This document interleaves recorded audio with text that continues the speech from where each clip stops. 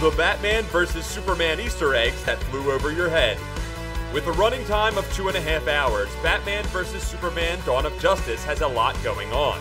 We've gone over all 153 minutes with a fine-toothed comb and picked out the best and biggest Easter eggs to give you hints of what to look for in the movie. Here's a spoiler-filled guide to all the DC Comics goodies peppered throughout the film. One more time, for anyone who's not paying attention, major spoilers ahead. Still here? Great. Let's dive in.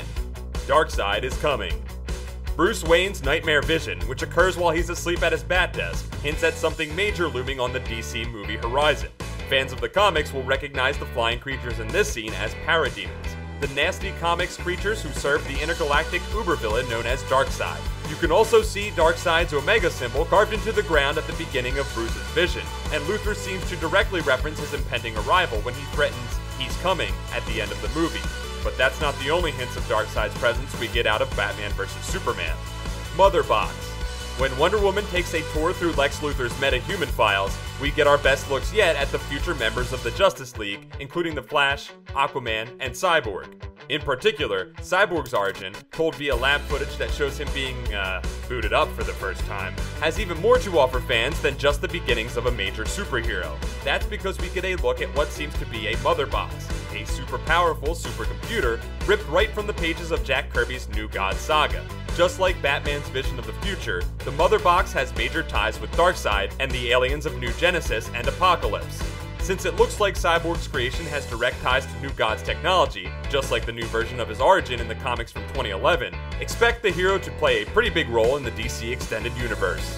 Riddle me this. Batman's troubled past is felt more than seen or discussed in Batman vs. Superman Dawn of Justice, but Snyder's fondness for referencing comics lore can be seen in the building where the showdown between the two heroes goes down. If you look carefully, you can spot what looks a lot like some graffiti left behind by the Riddler, or perhaps some of his henchmen. Might we see him in future DC movies? And will Jim Carrey reprise the role? Joygasm! Ugh. KG Beast. Lex Luthor has a high-ranking henchman in Batman vs. Superman named Anatoly Knizia, played by Callan Mulvey, and although he doesn't look anything like he does in the comics, DC fans will recognize that as the real name of the villain known as KG Beast. Could we be seeing Knizia in a different form later on? Considering his fate in this movie, getting exploded after Batman shoots at the flamethrower he's wearing on his back, it's a good bet that he'll be more inclined to wear something closer to his comic book costume in future appearances. Assuming, of course, he hasn't simply been incinerated. Mercy Graves. That's no ordinary employee bringing Zod's corpse to Lex Luthor. Fans of Superman the Animated Series will recognize the character of Mercy Graves, played here by Tao Akamoto, Luthor's personal assistant and bodyguard. She became a fan favorite during the run of the series, and it's exciting to see her brought to the big screen in such a major movie. Of course, unless we misunderstood the scene where she's inside the Senate building that explodes about halfway through the movie, we might not get much more Mercy in future DC film flicks. Ah well. Metallo. Before the movie came out, it was rumored that Batman vs. Superman Dawn of Justice would feature an appearance by Metallo, the comics villain who goes from life as a soldier to a life of crime after having his body rebuilt with kryptonite-powered cyborg parts. That didn't quite happen, probably because of how many other details were crammed into its running time.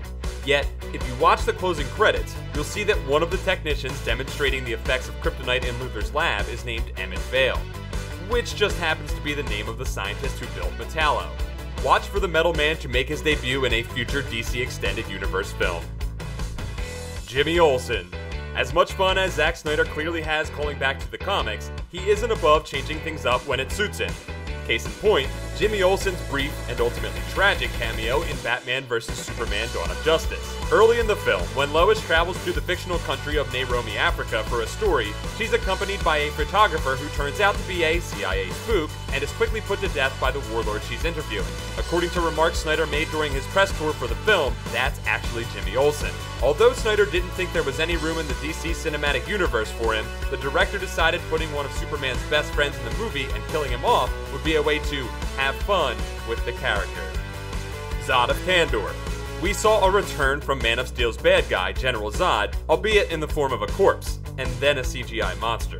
While the trailers showed that to be the case months before the movie dropped, the little robots inside the Kryptonian ship did give us another cool little Easter egg. We find out that Zod comes from the city of Kandor, which is better known to comic fans as the Bottle City of Kandor. the capital city of Krypton, Kandor is shrunken and stolen by the Superman villain Brainiac and is added to his intergalactic collection of artifacts. After Superman and Brainiac square off, Kandor ends up under Superman's protection at the Fortress of Solitude. Hopefully we get a chance to see a movie version of the classic Superman villain with Kandor in tow. The Dark Knight returns. If you've watched Watchmen, you know that Zack Snyder likes recreating comic panels in his film adaptations, and Batman vs. Superman Dawn of Justice is loaded with callbacks to one of its biggest inspirations, the Frank Miller graphic novel The Dark Knight Returns. It starts early, with the movie's depiction of Bruce Wayne's parents being killed. A shot of Miss Wayne's pearls around the mugger's gun is a direct lift from the book, and continues throughout the movie, both in the dialogue and in the way certain shots are lined up. More than anything, however, Batman's powered armor, which he wears during the title fight with Superman, is taken straight from Miller's iconic series. Action Comics. Love him or hate him, Snyder definitely enjoys paying homage to the comics. One brief example comes during an argument between Clark Kent and Perry White at the office of the Daily Planet, during which White tells Kent that he can't report on the types of stories he wants to cover because it's not 1938 anymore. As any DC fan can tell you, that's the year Superman made his first appearance in Action Comics #1. Must there be a Superman? The movie's Action Comics reference is far from the only nod to the Man of Steel's printed adventures. During one scene, the Senator played by Holly Hunter asks, "Must there be a Superman?" It's an interesting question, and one that directly points to a 1972 issue of the Superman comic in which our hero is forced to face a tribunal for his, quote, crimes against humanity. Since the hero is instrumental in the defeat of Doomsday and the foundation of the Justice League, this is a question that gets answered with a resounding yes by the end of the movie. Thanks for watching. Subscribe to our YouTube channel to see more videos like the one you just watched, and leave us a comment to let us know which Easter egg was your favorite, and any ones that you think should have made the list.